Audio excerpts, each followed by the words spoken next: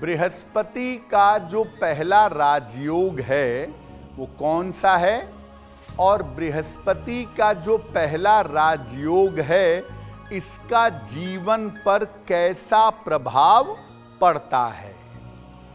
देखिए, बृहस्पति का पहला और सबसे सशक्त, सबसे ताकतवर राजयोग है, उसे कहते हैं हंस।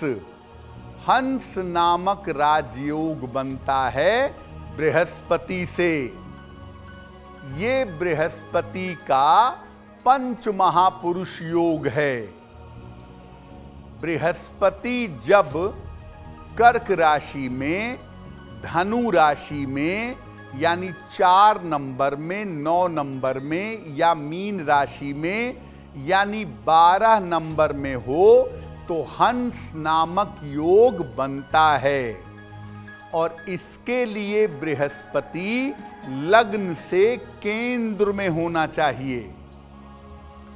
अगर कुंडली में हंस नामक योग है तो व्यक्ति तपस्वी, विद्वान और ज्ञानी होता है।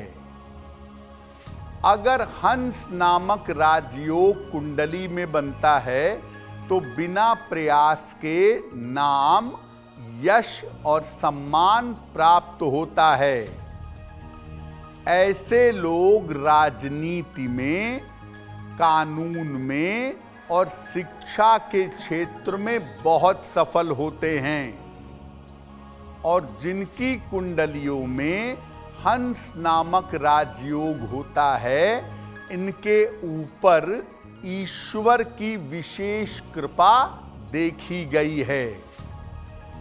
देखिए, अगर आपकी कुंडली में हंस नामक राजयोग है तो आप जीवन में विशिष्ट जरूर बनेंगे, लेकिन आपको अपने ज्ञान, अपने पद और अपनी स्थिति का अहंकार नहीं करना चाहिए। और ऐसे लोगों को हमेशा अपने खाने पीने की आदत पर ध्यान देना चाहिए, क्योंकि ज़्यादा भोजन प्रियता की वजह से, अति पोषण की वजह से कभी कभी ये लोग बीमार भी पड़ जाते हैं। अब जानते हैं कि बृहस्पति का दूसरा राजयोग कौन सा है और बृहस्पति के इस दूसरे राजयोग का प्रभाव क्या है।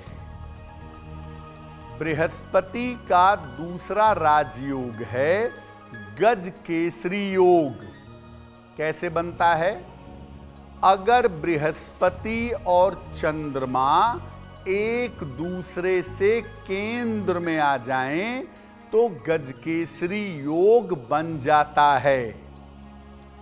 ये योग बड़ा अनूठा योग है और गजकेसरी योग सामान्य व्यक्ति को भी जीवन में विशेष बना देता है।